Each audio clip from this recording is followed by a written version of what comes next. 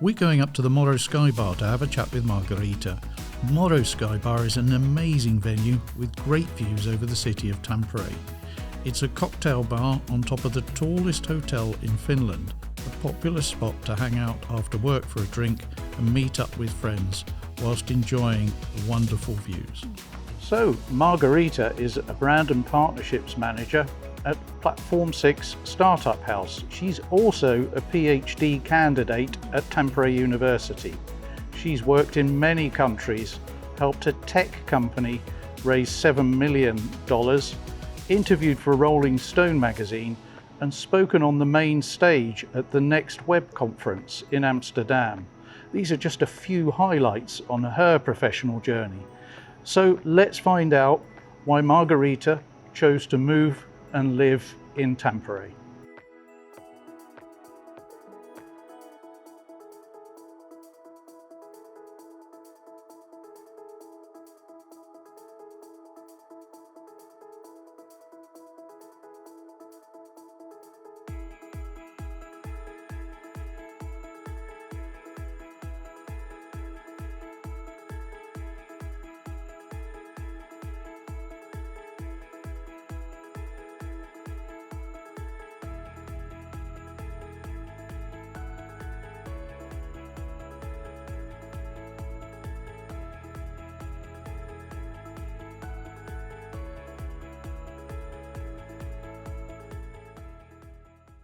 Hi Margarita, it's great to meet you today and thanks for taking the time to talk about your living experience in Tampere. Thank you for having me. No problem. Okay, so first of all, be really interested to tell us a bit about your journey here. How did you find your way to Tampere and what made you choose Tampere as your home city? Yes, that's quite a bit of a story, and also a story of many coincidences. And so basically it was back in 2008 and 2009. Probably remember the time of financial crunch. Yes. Yeah. So basically I became redundant. So yeah, laid off with a company that I quite enjoyed working in Moscow. After I graduated from the university, I spent around 2 years in Moscow and worked for a TV channel that made my favorite TV shows like Comedy Club and some sitcoms, and I guess that was one of my dream jobs that I've ever had and actually done. Unfortunately, I've managed to do it only for a couple of years, and after that, as it's a TV channel and during financial crunch, the first industries to suffer are advertising and of course TV production as well. Right. So I had this point in my life where I had to kind of realize what to do next. Mm-hmm. Yeah. And for some time I had this somewhere at the back of my mind that probably I would like to go study somewhere. The first option would be the UK, because I've been there and I liked the place. I really fell in love with London and its vibe and how many things happening there. So that would be one in a lifetime experience if I would actually go to London to study. Sure. But of course it's expensive, right? Very expensive there. Yes, so that's why I was looking at the options that also my parents would approve. Because if you go somewhere far away, like to the US, then probably parents are not very happy to let you go so far and not seeing you well enough. Yeah. And in Finland, there is some kind of history between Russia and Finland, so it was more or less known by my parents, like it's a safe place to go, and probably you won't have any issues there because of being Russian and so on. So because we share so much in common. Okay. And of course, the master's degree were free of charge for Russians back then. Even better. Yes.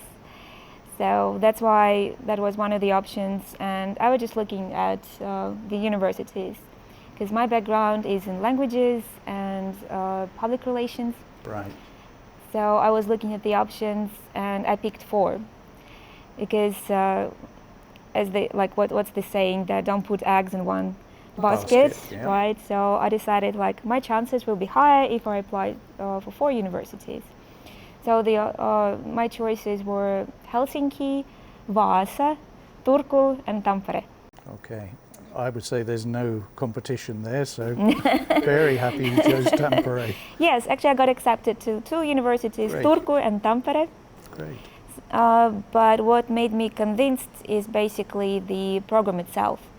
It was a very interesting program that mixed three majors in one: international relations, journalism, and culture studies. Yes, yeah. And it was like focused on the history of European Union, and also there was a bit of Russia there, so it felt like, yeah, that's interesting. Yeah, that's and great. I guess I still remember that I was looking through the program, and what courses actually caught my eye was the one on Putinism.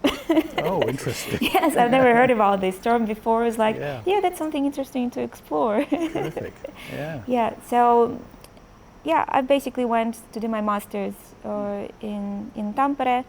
I was not sure like for how long I can stay in Finland because of course my resources were limited. I was saving before coming to Finland, but I was not sure if I can afford 2 years in Finland. So I thought like, yeah, let's see. I have money for the first year, and let's see what happens in the second. Maybe I can do exchange in Russia, so like I could save up. Somehow it worked out so that I stayed in Finland. That's good. Doing, I don't know, probably chasing opportunities in a way, and also, as you mentioned before, like reinventing myself. Yeah. It's like, what would be the things that I would like to do still, as I did a degree in journalism, and I had some experience with journalism back in Moscow, but still it was like, what can I do with it in Finland? Okay. And somehow I adopted this approach that probably I shouldn't limit myself within the borders of Finland, because anyway, one of the greatest features of the current world that we're living in is that it's digitized, right? So everything is online. You can connect with people through borders using, I don't know, emails, messengers, then Facebook and so on. Of course. And I just look at opportunities outside of Finland as well while being in Finland. And that's, I guess, one of my features in job search as well. That's great. And how I approach the labor market, because you can get job anywhere.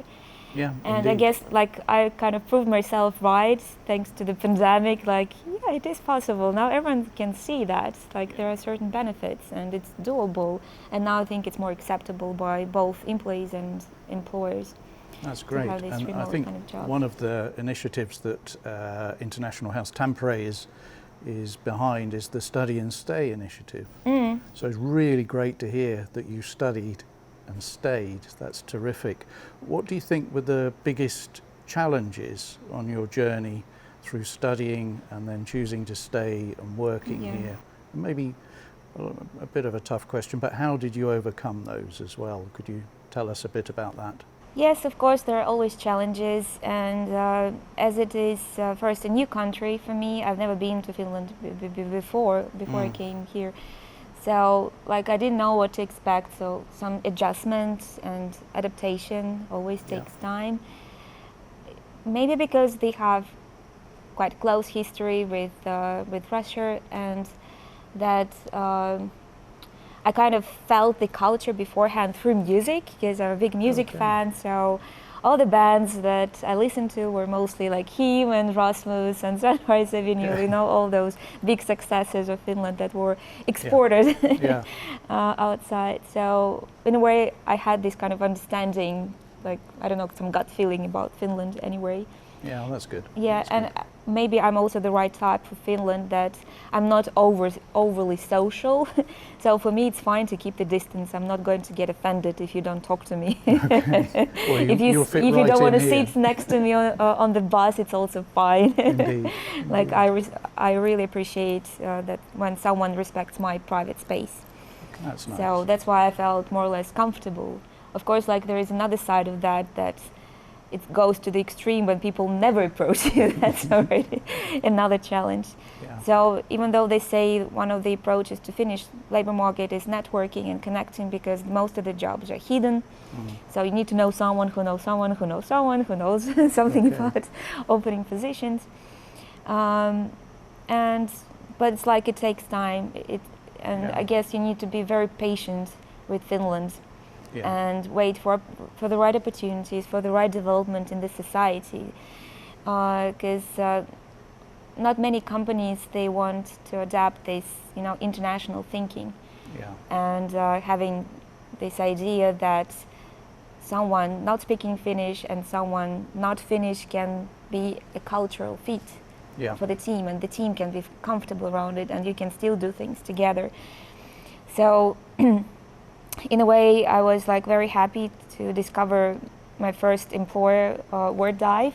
Oh yes, yeah, I know and them. I started working for them when I was still at the university, and then it took me a few steps which were quite maybe unexpected, like during that time when I went to do an internship in Hollola.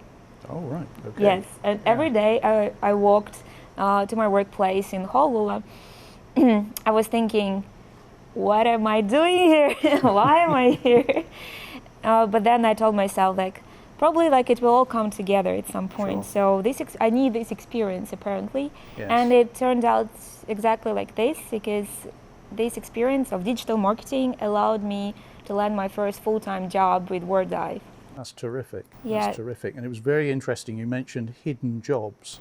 So perhaps if we just dig into that a bit.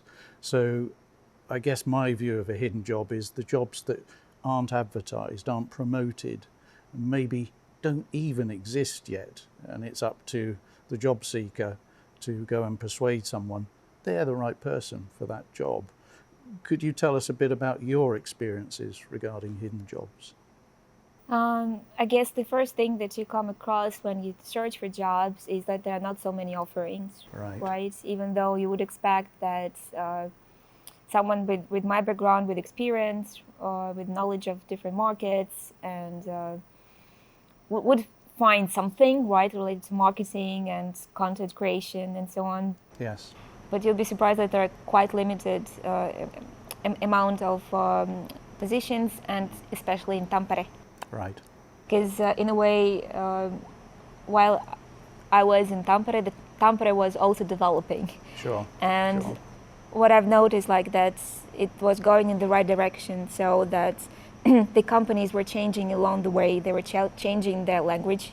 Yes. Like they were changing, they were translating the documents, and they were also adapting a more like globalistic mindset, so that we shouldn't think that we are this Finnish company in Finland for Finns and so on. So probably we would be interested to explore other markets. Maybe there is some potential.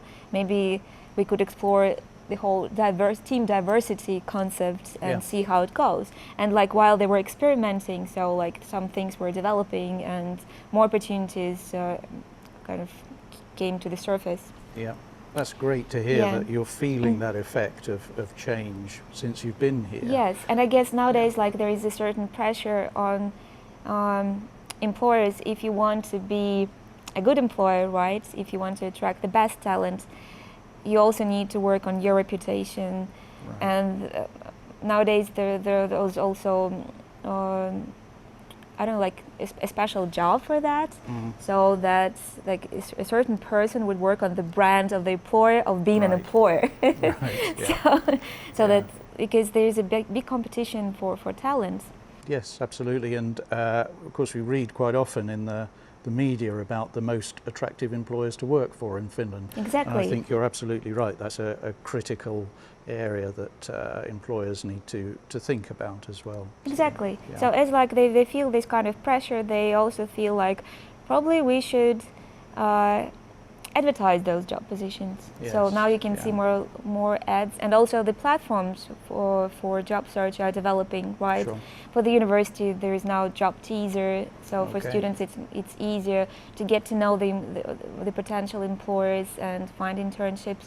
For so to say like easier job search, there's LinkedIn, and I guess LinkedIn is a great tool as well, because you can both follow your potential employer, right, and see what's on the mind of those people behind the companies, and there is more transparency about what they're doing, what they're thinking, and what kind of people they want to have on board. and in which direction they're going. So it's a bit easier nowadays in Finland to track certain employees and then just like kind of following your gut feeling which is the right fit for you. Yeah. So, and you can then build your career, I don't know, or like knowledge of something, skill set accordingly. Yeah. So I guess that's something that I didn't have a chance to do. Yeah. I was kind of a bit like in the fog, okay. just doing, okay, so I'll go to Oulu. Oh, I can go to Oulu. I can go to Helsinki. But at the same time, I wanted Tampere to be my home. Sure.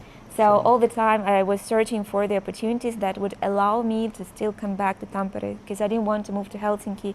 I didn't want to move outside of Finland. So that's great. I had this belief that Tampere can do it. Yeah. So I was waiting for this moment that it can reach a certain point when we can work together more closely. Yeah, I think when you're talking about the employment search there, you know, perseverance is the key. Keep going, keep networking, and eventually you will find that nugget, that job, that employment opportunity that you're looking for. And it's great to hear that you did that. If we think about, for a moment, some hints and tips. So you've given some great hints and tips already, but I'm still going to press you a bit more. So what would be your advice, your key activities that you would recommend to students, graduates, when they're seeking employment here in Tampere? I guess it's very much connected with the background of the person, and also like how there's like certain conditions, how you came to Finland, and also your own expectations and your own ambitions, even your character and so on. So all these things are going to contribute to the end result, what kind of job you will get, when you will get it, and how successful you'll be in this job. So I guess I can't give any particular tips, but just some observations that that I have based on my experience of my friends.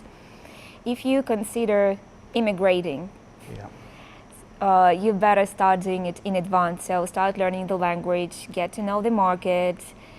I guess this is kind of a more like a wiser approach. Yes. Rather than throwing yourself into something, then struggling for some time with different results. At some point you might give up and kind of move out and take a step back. Yeah. So it's not for everyone, this kind of experience. But if you want to have more or less a conscious, I don't know, like decision of actually finding a job in Finland, so I guess it's kind of connected very closely with immigration and how you tackle that. Learn the language in advance. It's a difficult language. Look at the opportunities. Maybe you need certain skill set that you can get either through, through a degree in Finland or a degree back in your own country. So definitely consider tech jobs. Okay. It's tech industry is very strong in Finland. It's very much appreciated. It's very well paid. So definitely talents in these areas would probably benefit you a lot. Right. And if you are from a different sector, so probably you're going to have some patience. Yeah. Your opportunity will come, but it might take years. We're not speaking months, we're speaking years. And if you have this patience, definitely do that without preparation. This is terrific advice, I would say. And for example, International House Tampere, we've been talking to students who've just started at the university. One of the discussions we have there is it's never too early to start networking. And that's just what you're saying here, and a whole lot else as well, which is great. So. Yeah, and I guess also if you're brave enough, you should also consider entrepreneurship. There are more and more opportunities coming with great support and funding by the government. So if you want to start your own business, there are lots of opportunities for that. Yeah. But again, that's only for the brave ones. Okay. And also for the patient and brave. Yeah. If you want to get employed in Finland, just be patient. If you want to be an entrepreneur, also be very brave. Yeah.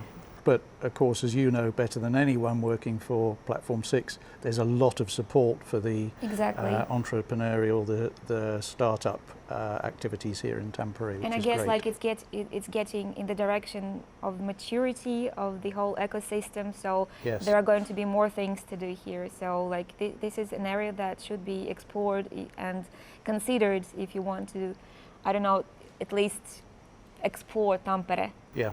There are startup visas. You can definitely just work on your idea, and this will be free of charge for you. So like there are the threshold is very, very low. Yeah. So like this is one of the options to definitely consider. And I also know so many stories of those who were searching for jobs for a long time, and they had to go for something like cleaning jobs and so on, even with so many years of experience back in their own countries. Yeah. And at some point they were like, yeah, if I can't get a job, I will create my own job. And I guess that's also a very wise thing to do. And there are certain tools that allow you to do that. I know if you know this Fafas, Yes. for example, restaurant, and like it was started like from this kind of motivation, and since then the motivation was to also provide more jobs for international people. Excellent. Yeah, I think there's lots of success stories around the startup ecosystem, and for example in the games area, that's a fairly strong area related to tech, of course, so that's great. Okay, thank you very much. I just want to ask you about what do you do in your free time? So Tampere's got a lot going for it in terms of social life and the sauna capital of Finland. So what do you like to do in your free time here? I guess we are talking pre-COVID times. Perhaps, yeah. Yes, but what I like about Tampere is that there is lots of nature. And I really like spending time with my dog, walking around Arboretum, lakesides. Lovely. I have a small boat, like a rowing boat, but still a boat. Wow. I love doing some boating during summer times. Also, I'm a big fan of music, so maybe it's not like that flourishing at the moment, the music scene in Tampere, but it used to be very interesting, very strong in my student years. So probably I could go to gigs almost every day and would make friends with musicians.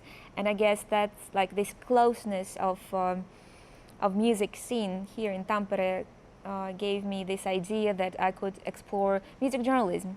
So anyway, I was already like a journalist, so and very much into music. I thought like I started doing something like that back in Moscow, and worked with a band as art director there is in PR. So I thought like, yeah, this is just an amazing scene here in Finland and in Tampere in particular. So I started doing interviews and reviews and with blogs, and then it escalated in a way to the point when I worked for Rolling Stone magazine and interviewed Marilyn Manson, for example.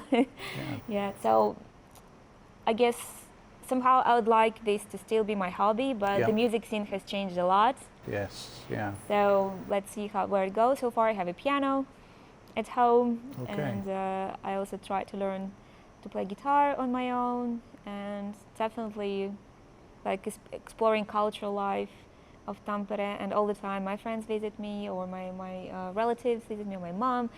We go to all the museums, just name them, I know them all. I can be a guide. Hopefully you have the Tampere Museum card, so All right, thank you very much. It's been really interesting and rewarding talking with you today. Very good to hear your history, both as a student and with your career, and some great hints and tips. So Margarita, thank you very much. Thank you so much, Nick. It was a pleasure.